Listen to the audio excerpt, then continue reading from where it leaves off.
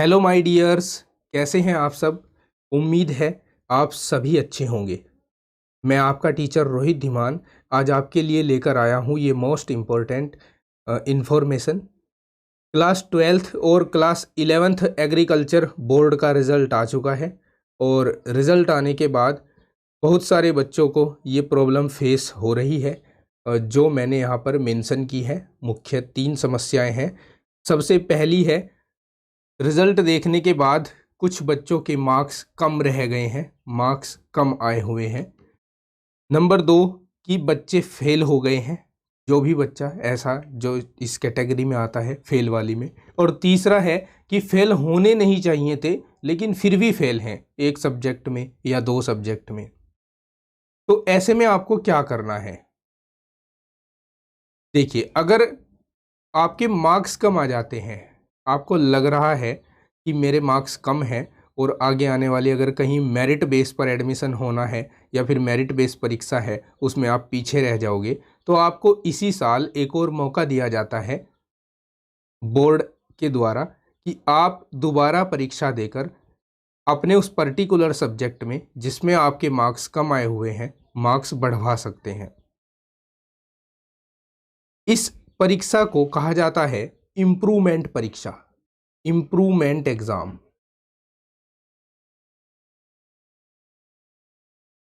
Improvement exam बोला जाता है इसे, यानी हिंदी में कहते हैं अंक सुधार परीक्षा। अंक सुधार परीक्षा ये वो बच्चे दे सकते हैं जिनको लग रहा है कि उनके मार्क्स कम रह गए हैं, तो वो इस इम्प्रूवमेंट एग्जाम को देकर अपने नंबर बढ़वा सकते हैं।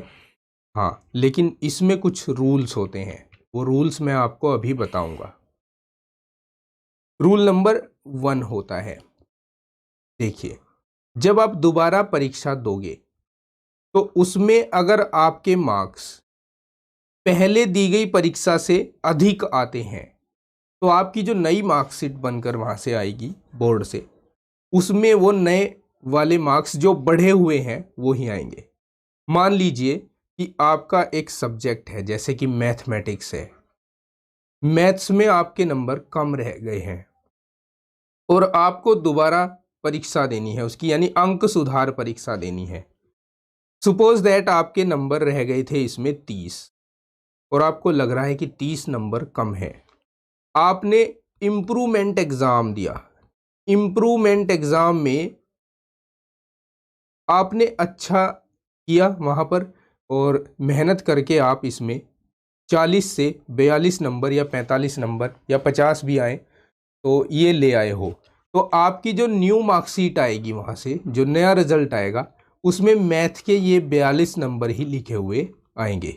लेकिन अगर ऐसा हो जाता है कि आपके पहले 30 नंबर थे और आपने दोबारा इम्प्रूवमेंट परीक्षा दी और आपके नंबर अब पहले से भी कम यानी 25 आ गए, तो ये 25 उस मार्कशीट में लिखे हुए नहीं आएंगे, लिखे हुए वही आएंगे जो पहले नंबर है 30 ही, ठीक है।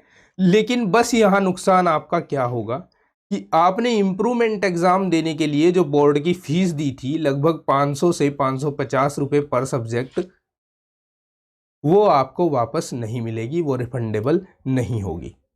तो ये एक नुकसान आपके धन का हो सकता है इसमें। बाकी आपको इस परीक्षा को देने में कोई दिक्कत नहीं है, ठीक है। दूसरा है, कुछ बच्चे जो होते हैं कमजोर रह जाते हैं, फेल हो जाते हैं। अब उन फेल हुए स्टूडेंट्स के लिए भी कुछ सुविधाएं होती हैं। जो स्टूडेंट ऐसे हैं कि एक सब्जेक्ट में फेल हो जाते हैं उनके लिए सुविधा क्या होती है, एक सब्जेक्ट में फेल होने पर आपको इसी साल फिर से एग्जाम देने का मौका मिलता है और इसको कहा जाता है कंपार्टमेंटल एग्जाम। कंपार्टमेंटल एग्जाम या कंपार्टमेंट एग्जाम, इनको केवल वो बच्चे दे सकते हैं जो अपने 5 सब्जेक्ट में से किसी एक सब्जेक्ट में फेल हो गए हैं। लेकिन ध्यान रखना, इसमें हिंदी इंक्लूड नहीं होता। हिंदी को छोड़कर, ठीक है।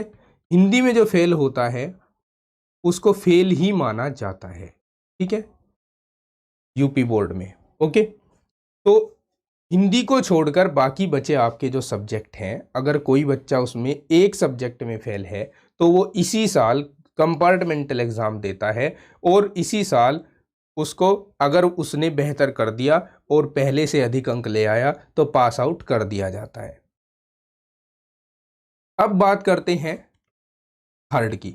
अच्छा, इसी में बात करके चलें, जो स्टूडेंट 2 सब्जेक्ट में या 3 सब्जेक्ट में फेल होते हैं ना, उनको फेल ही माना जाता है।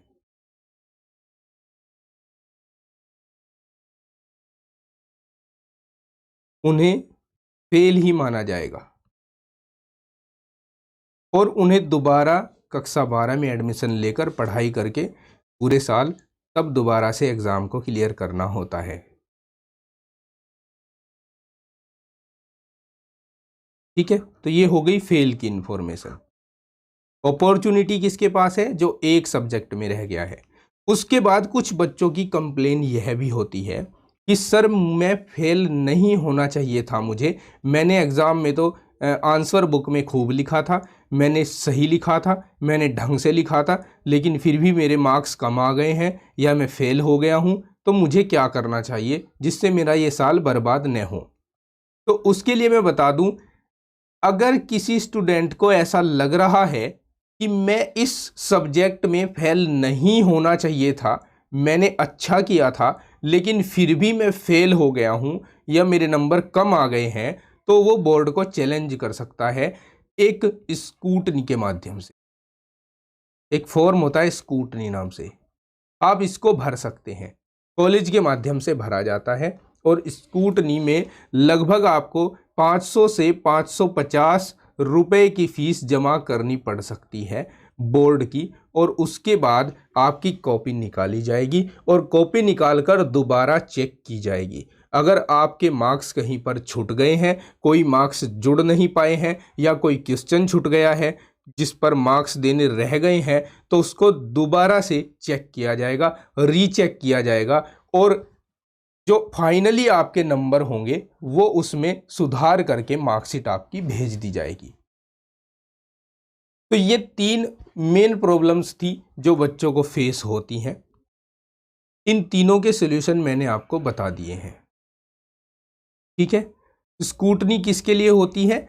जो बोर्ड को कह रहा है, एक तरह से चैलेंज कर रहा है कि मेरे इतने कम नंबर आने नहीं चाहिए थे, मैंने अच्छा किया था लेकिन फिर भी कम नंबर आए हैं। तो ये एक मोस्ट इम्पोर्टेंट इन्फॉर्मेशन है जो मुझे आपको देनी थी। इसके बाद भी अगर किसी का कोई सवाल है तो आप कमेंट सेक्शन में जाकर पूछ सकते हैं, ठीक है। अभी जो बच्चे पास हो गए हैं वो मन लगाकर पढ़िए, जो क्लास 11th से क्लास 12th में आए हैं एग्रीकल्चर वाले, वो मन लगाकर पढ़िए, और जो क्लास 12th में अभी रह गए हैं किसी कारणवश, वो घबराओ नहीं। अगर इन 3 सॉल्यूशन में से कोई सॉल्यूशन आपको कोई सा सॉल्यूशन आपके साथ मैच खा रहा है तो उसको ज़रूर कीजिए, ताकि इसी साल आप पास आउट किए जा सके और आपका अगला साल बेकार होने से बच जाए। तो चलिए स्टूडेंट, इस वीडियो में तो इतना ही। नेक्स्ट इन्फॉर्मेशन के लिए मैं नेक्स्ट वीडियो लेकर आऊँगा आपके लिए, तो चैनल से जुड़े रहिएगा। मिलता हूँ आपको नेक्स्ट वीडियो में। Take care, bye bye, have a nice day.